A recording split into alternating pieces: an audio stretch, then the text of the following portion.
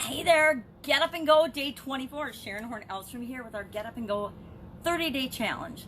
Yesterday we talked about and we selected another one of the 7 major areas of our life: physical, mental, emotional, spiritual, financial, relationships, or contribution. And we picked that and we walked through the challenge process. We went through the whole challenge process for that thing, or we stuck with the one that we picked originally. I went through the very uncomfortable exercise of talking through and going through the challenge process for my personal relationship, and then we shared in the action items what one thing we did about that yesterday, what one action we took. I phoned a friend to see if they knew anybody that I could date. Not that anyone's dating these days. Thank you, COVID-19. Thank you, coronavirus. See, there's always hidden silver linings, even in pandemics. So I did my action item, and today we're gonna stick along the track of that. I want you to continue to work, and every day, again, we're gonna do one thing every day to move us toward what we want in that area. So you did your one little action yesterday. I want you to pick another action today, or do that same thing again. Maybe I'll phone another friend today. I guess I'm stuck now carrying through on that till the end of the challenge, at least, since I used that as an example yesterday. I really wanted to do my health because there's a couple things in my health that I've let slip during the pandemic and I need to get back on. But guess what? I'll do those anyway, right? Because I already know what to do with respect to those areas. So part of what comes up for me and why that's a really uncomfortable topic and area for me is because of the things that we're going to talk about today. We're going to talk about a couple of things I learned predominantly decades ago, right? We learn a lot of things and we don't apply them or use them in our life, or we do it on a subconscious level and we don't even realize that we're doing it. The things that I want to talk about today are pain versus pleasure, learned from Tony Robbins at least 30 years ago, could have been 40 years ago, but was first exposed to the concept of we human beings will do way more to avoid pain than we will to gain pleasure. Now, I was thinking about this today with respect to our hair. Right now with the pandemic, a lot of us are having funky things go on with our hair, right? We're not being able to get to our hairstylist and get our hairs cut and colored. My son's hair, he looks like Ash from Pokemon. His hair is about this tall and curly. It's just hilarious. My bangs are in my eyes. Everybody's struggling with something as simple as our hair, right?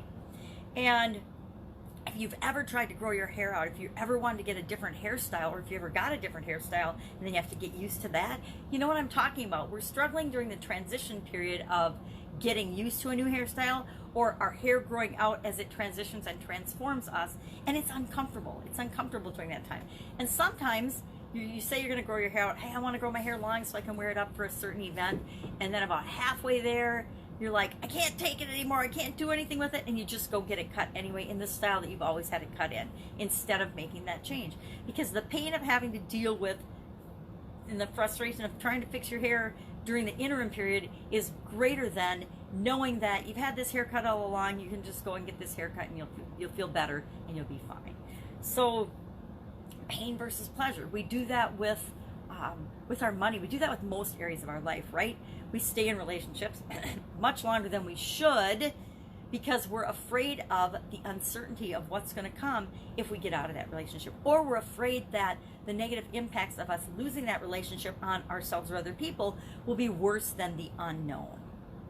So, pain versus pleasure. Have you found that in your experience you will do more to avoid pain than to gain pleasure? I'd say just do a little inventory and try to think of some examples in your life where you've actually done that, because all human beings do it. We like to think that we don't, but we do. We decide and we will make decisions emotionally, and it's usually driven by pain or pleasure.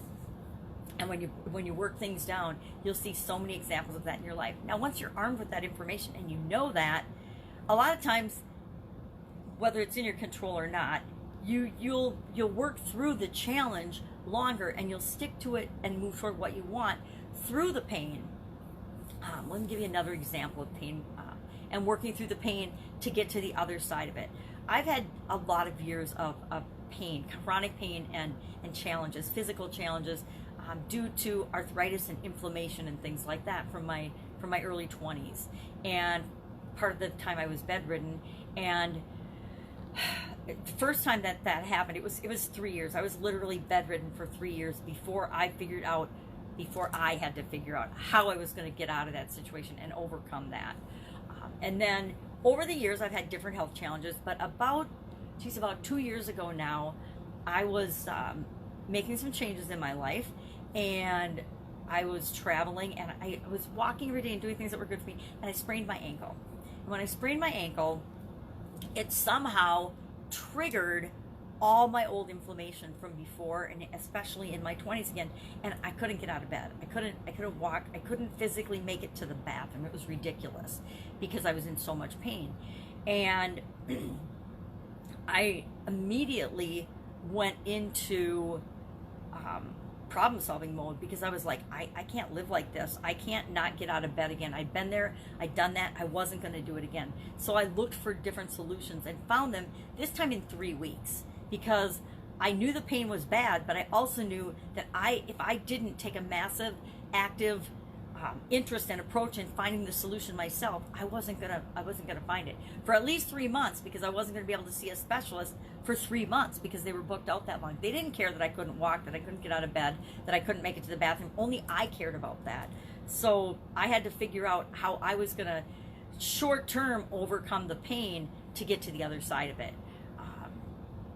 I learned through my experiences with pain that I have to keep moving. I have to always keep moving. Every single day I have to keep moving. I can't sit or I don't choose to sit for long periods of time, because I freeze up and then it's super hard to move.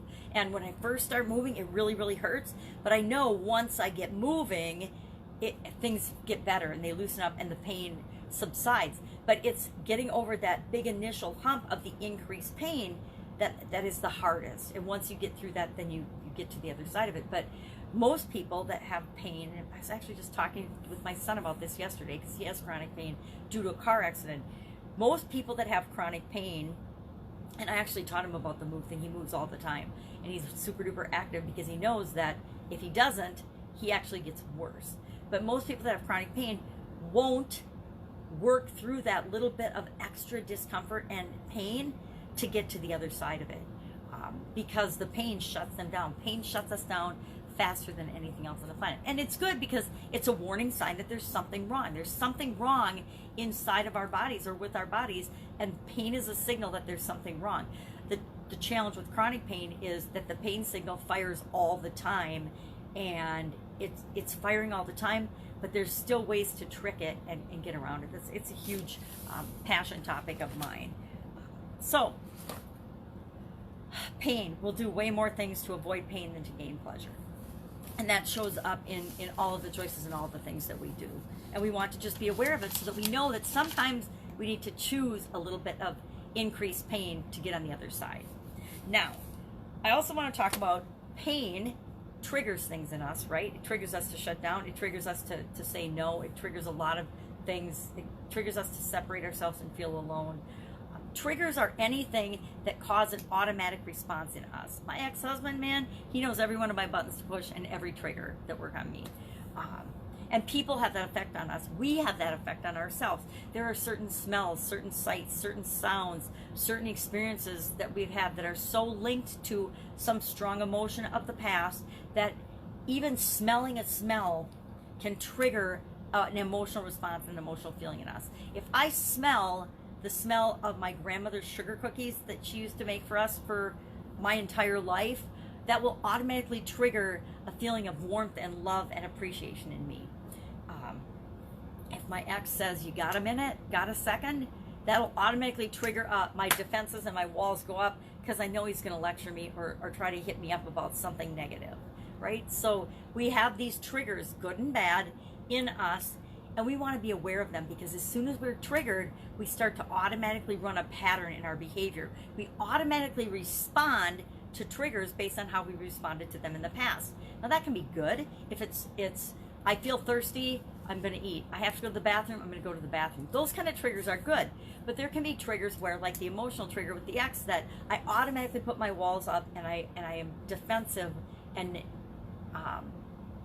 concerned about the interaction, because my pattern, that's been my pattern, or I automatically get argumentative as well because I want to protect myself, and that's my pattern.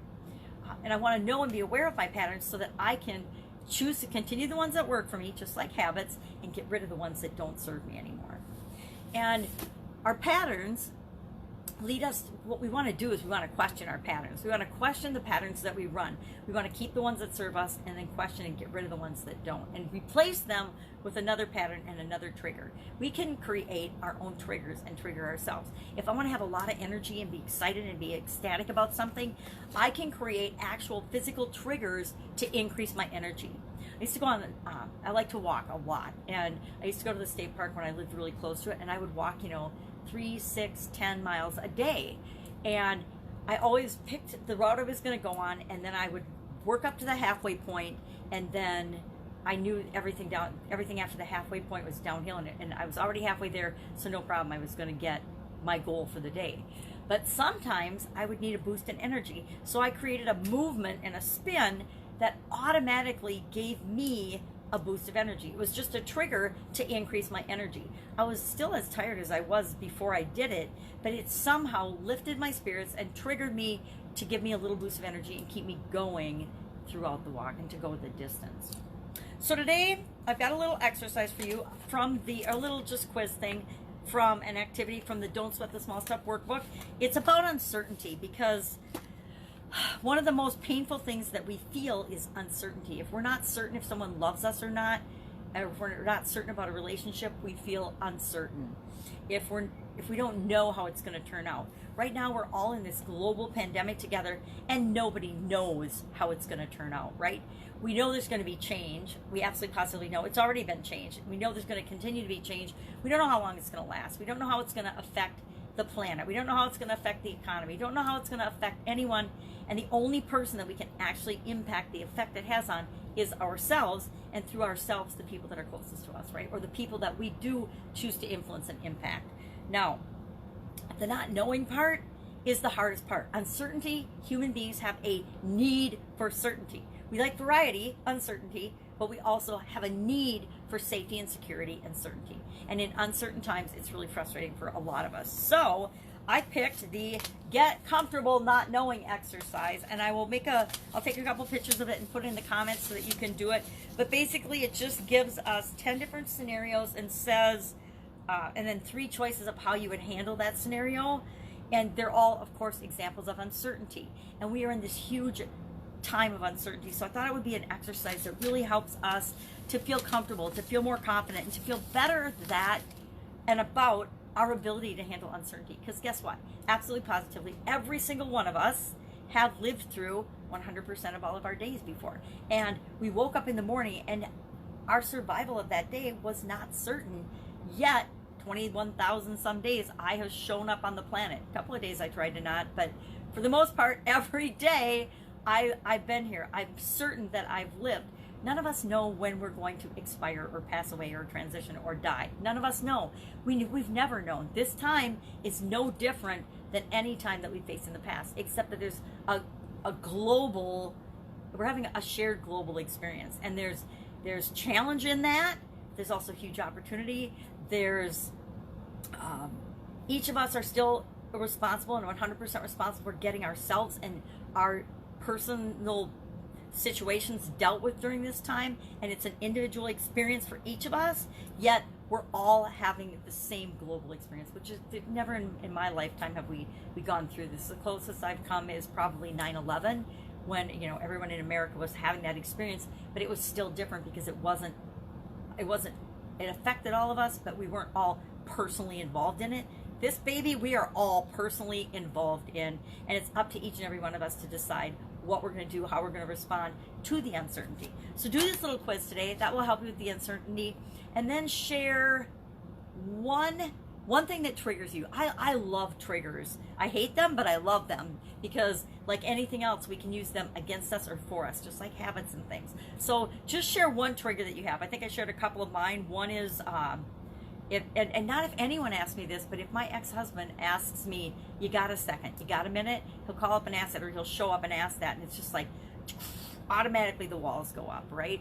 And I've gotten better about it, but I still have work to do on that one. And there's just triggers like that. So share one of your triggers, good or bad, in the comments below, and do this exercise. You don't have to share it, just do it for yourself, because it will help you feel better about uncertainty. And if we can feel better about uncertainty in uncertain times, that's always moving us in the right direction toward what we want. The way to not feel uncertain, by the way, is to be proactive. Do what you can with what you've got right now. Be resourceful, be positive, work on your mindset, and keep moving forward. Do things like this challenge, and I guarantee you will be better off when this pandemic ends, post-pandemic, than you are even right now after going through 23 days of the challenge already.